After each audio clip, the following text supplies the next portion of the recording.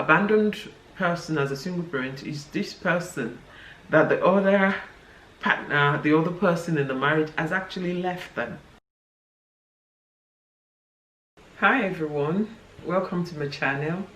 Thank you if this is your first time of visiting our channel, and thank you for those that are returning. I appreciate your continuous visit and comment and viewing.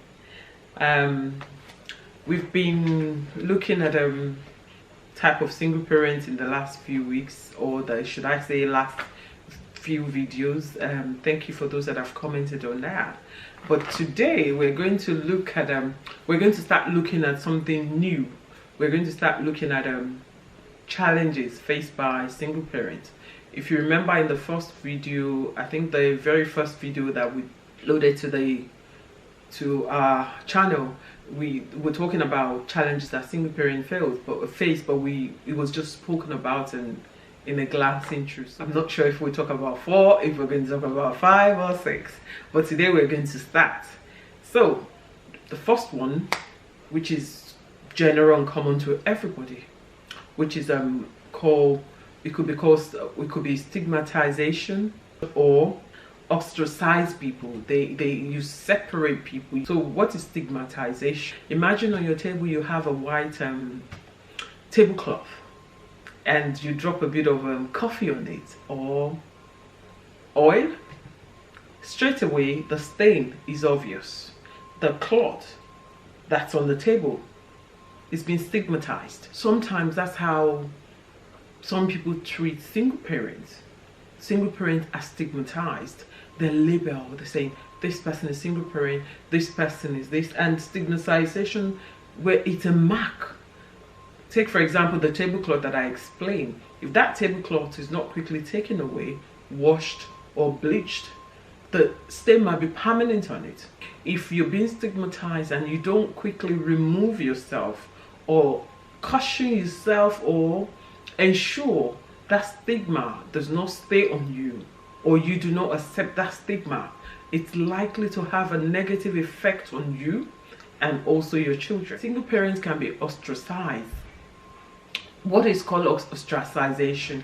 Like some part of Africa where I come from, when the husband passed away, some cultures, some traditions will say the woman should be married to the next person or to the younger brother or things like that.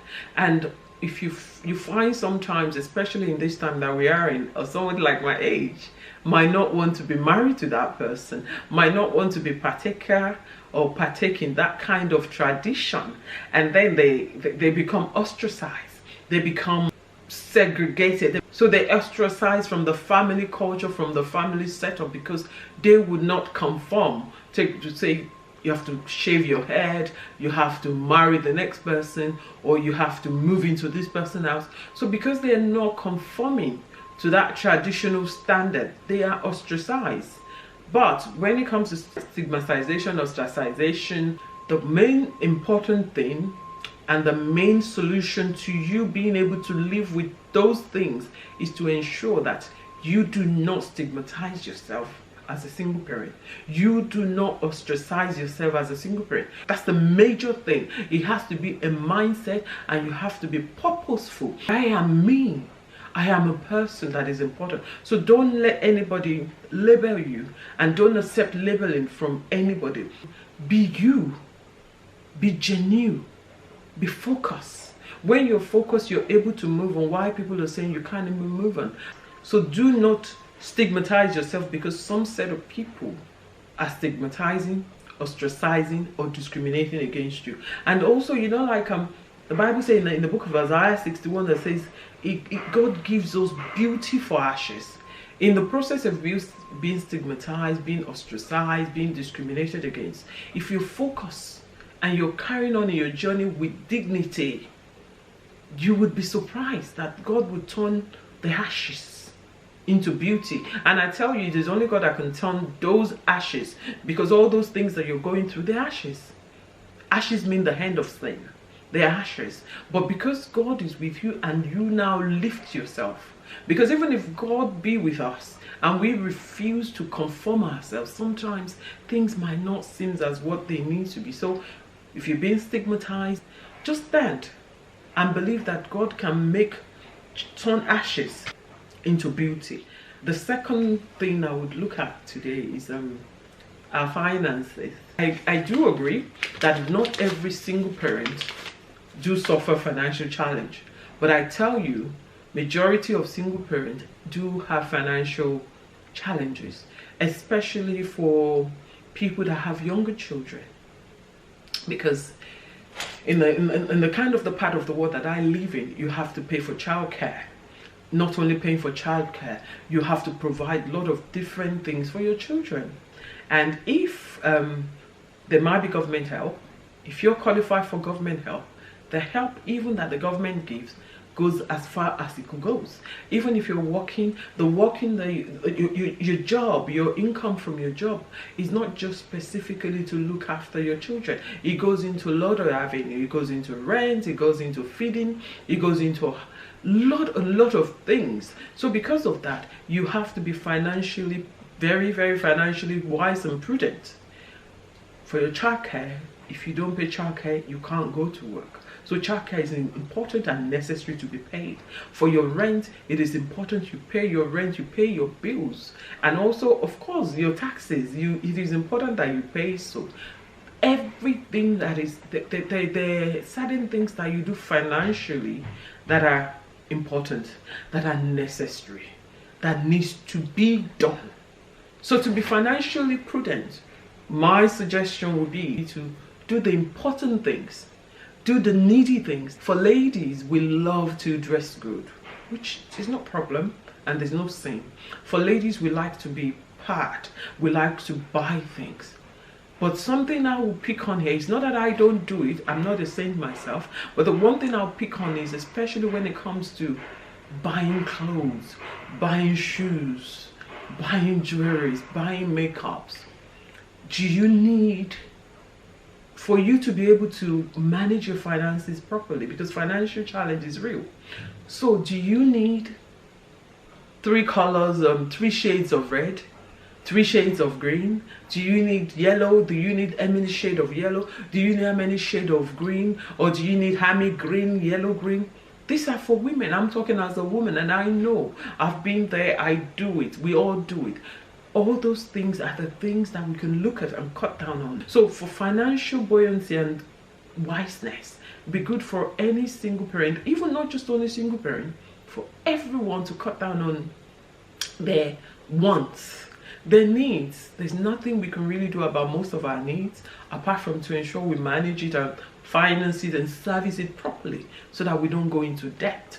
But when it comes to wants, like I've used the example of clothing, accessories, you can manage. Rather than having 10, you can have 5 and you still be good with 5. And one thing again that I find with women, especially us from African settings, we buy. I don't have a problem with it because I buy as well. We buy something we call ashwebi, which is good if you can afford it. It is beautiful. But sometimes you might not be able to afford such things. You don't have to be like the Joneses. You don't have to be like anybody, because you know yourself. You don't have to buy if you can't afford it, because the money you save from doing so might not be much for somebody else, but for you, it might be something. So the Lord will help us to manage our finances very well in Jesus' name. So I've talked about the things we can do without, the things that are necessary financially, and then I've talked about being like the Joneses. You don't have to be like the Joneses. What other challenge can you see in finances? I love to travel. I love to go out sometimes. Everybody might love to travel, everybody might love to go out sometimes, but there's times you would not be able to travel as much as you would like to, or you may not be able to go out as much as you would like to. There's no problem in that. If you used to go out 2 times a month, you can reduce it to 1, because everybody deserves me time, especially a single parent at that. You can go out once a month. When you go out once a month, if you used to go out twice a month and spend, take for example, £30 at every outing, you could go out once a month and still spend 15. and you will still enjoy yourself. Because look, I love to travel. I enjoy traveling. Traveling gives me these balls. So if you're like me and you need to travel, and somebody is staying in an accommodation of £100 or £80, you don't have to stay in the same. You don't have to travel as expensive. You could travel on a cheaper flight. Not only travel on a cheaper flight, you could stay in a cheaper accommodation. And then even while you're on your holiday, the things you will do, let it be the things that you can afford.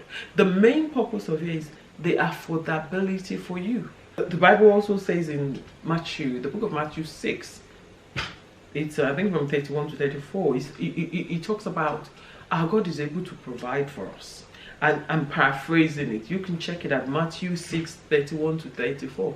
Our God is able to provide for us. We should be anxious for nothing because he's able to provide for us. And the latter part, he says, today's trouble is sufficient for itself. So tomorrow's trouble will take care of itself because today's trouble is sufficient. So if you're spending and not even catering for today, you are kind of making a mistake in your spending, and that could bring about a financial challenge. So if we put all of these little things that I've said together, that could help us to actually be financially more buoyant.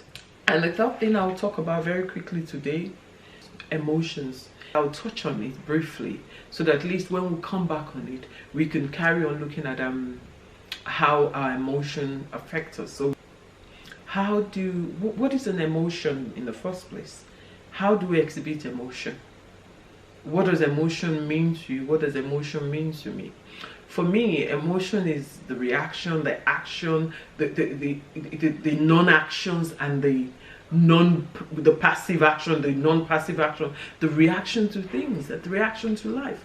Emotion is something that sometimes you don't have control over an emotion coming, but what you have control over is how to manage that emotion.